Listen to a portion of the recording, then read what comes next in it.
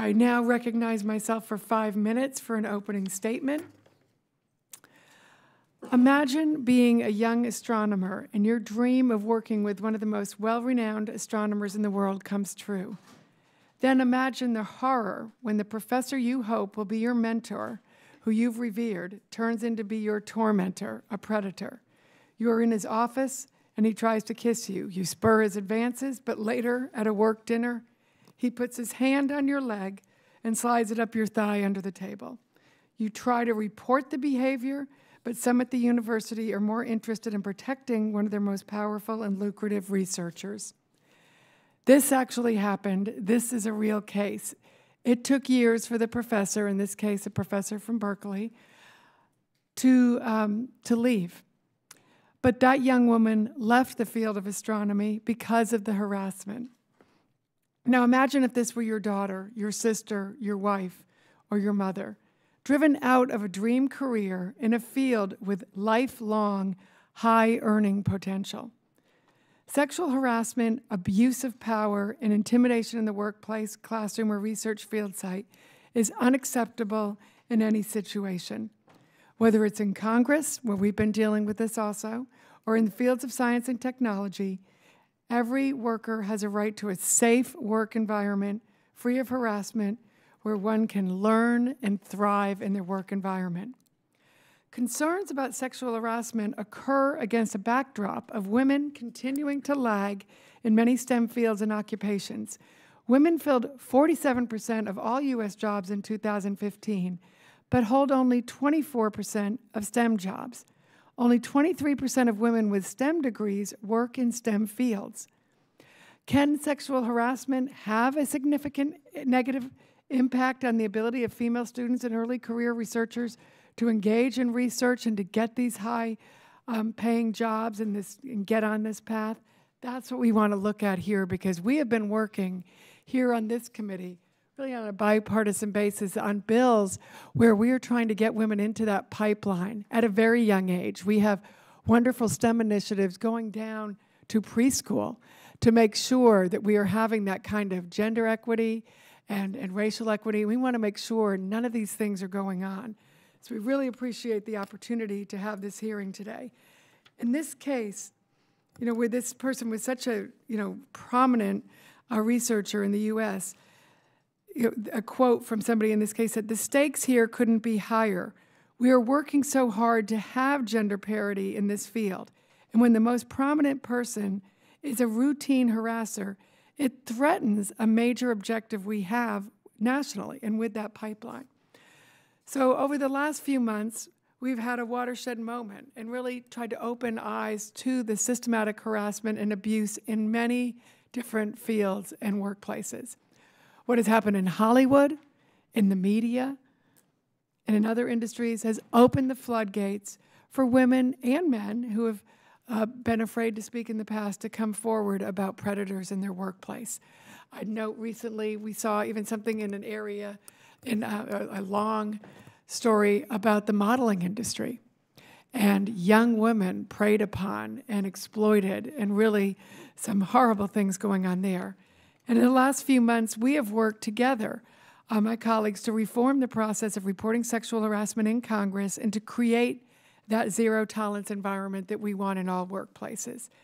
Democrats and Republicans, men and women, have been working to change the process so that victims have a safe place to turn and predators are no longer protected by taxpayer dollars or silence.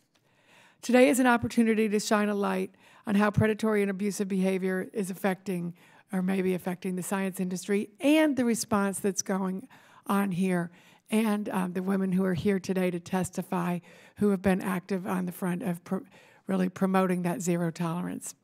Women in science are particularly vulnerable to harassment and abuse. Powerful scientists who manage large federal grants have enormous influence within universities and exert significant control over the education and training of young scientists. If a PhD student is being harassed by her advisor, what safe avenues does she have for reporting the misconduct without derailing her education and career? How does a university respond to this when an abuser is a rainmaker for the university? And while I would note I have been saying her in some of these cases, we do understand there can be abuse, on both sides of, men or women. But as more and more victims come forward, I cannot help but wonder how many brilliant scientists, men or women, and their ideas have been lost in the STEM fields because of this. Because we know when people are harassed and leave their field, many of them don't return to their field. That is something common that we have seen in the study of harassment. So how many women have given up these good, lifelong, high-earning jobs? When we look at the overall wage gap, when this is particularly a field where we want to make sure women are staying in this career field. Currently, there are laws and policies in place designed to protect individuals from gender-based discrimination and harassment in education. But we want to make sure the process is working right. Since October, the Science Committee has been investigating, and thank you to our staff who have been working on this, how federal science agencies and universities handle harassment complaints. So far, the committee has found inconsistency in how different agencies deal with complaints and investigations, unclear policies and procedures that leave victims unsure of where to turn, and institutions more interested in checking the boxes of compliance rather than doing the right thing. A survey by the National Postdoctoral Association found that nearly 30% of postdoctoral candidates had experienced sexual harassment. I was pleased to see that 2 weeks ago, National Science Foundation Director Dr. Cordova, made a strong statement to the science community about zero tolerance. NSF also announced it is taking additional steps towards protecting scientists and students. We are fortunate to have a strong, accomplished woman leading NSF, and I appreciate her shining a light on the problem and acting quickly to respond.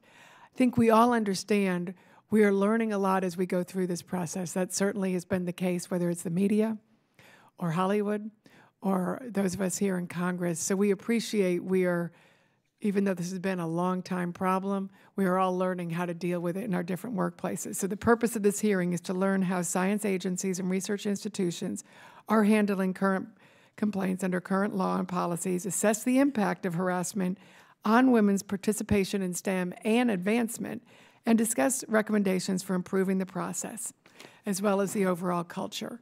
Taxpayers spend millions of dollars a year on research and education programs to get young girls and young women interested in STEM. I meet young women eager to go into STEM careers from my district nearly every day.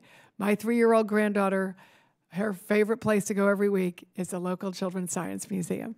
So we all want to make sure that those little girls who are so excited at 2 and 3 when they step into that science museum know they have a path and a career forward.